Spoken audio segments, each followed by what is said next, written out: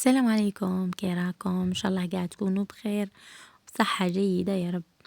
اليوم جيتكم بوصفة جديدة.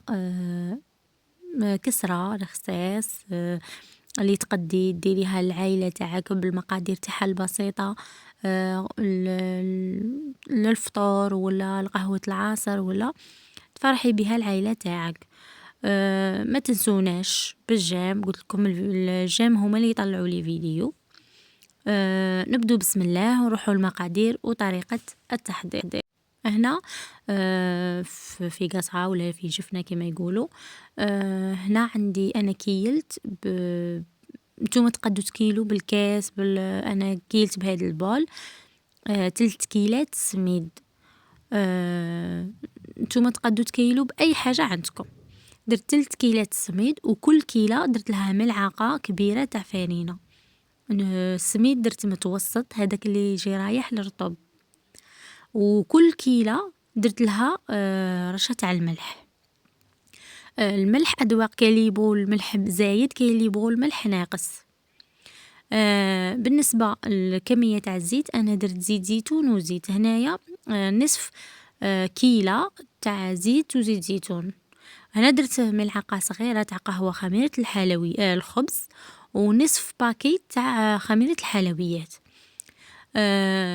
هذيك خميرة الحلويات تعطيها قرمشة من برا وطراوة من الداخل.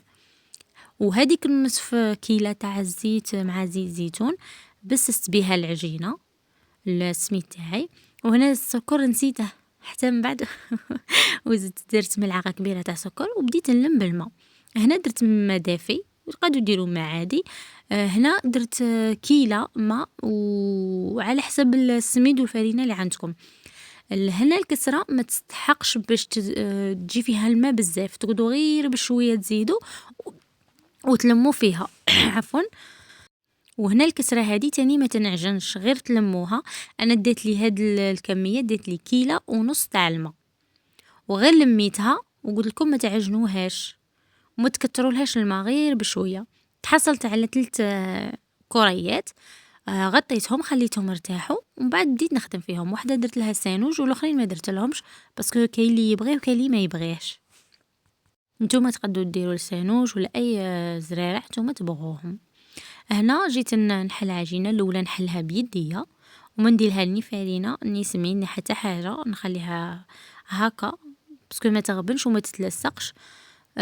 وبديت نحل فيها بالحلال ولا بالوريق. هنا ما ترقوهاش بزاف وما تخشنوهاش بزاف، باسكو فيها الخميره وفيها خميره الحلويات وخميره الخبز. صافي غادي هنايا تنتفخ لكم. بعد ما حليتها وكنت دايره ديجا الطاجين تاعي يسخن، بديت نفتح نثقف فيها بالفرشيطه وديتها للطاجين. هنا بعد ما ديت الطاجين سخنته مليح، هي طيب على نار قاوية شوية، ماشي قاوية بزاف بزاف وماشي ناقصة. الخبز دايما الانواع الخبز يبغي الخبز عفوا النار شوية زايدة.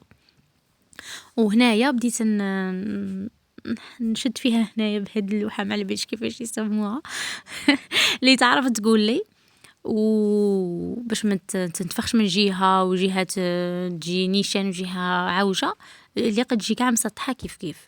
وهذه هي النتيجة، جات حمراء وبنينة، تتقرمش من برا وطرية من الداخل.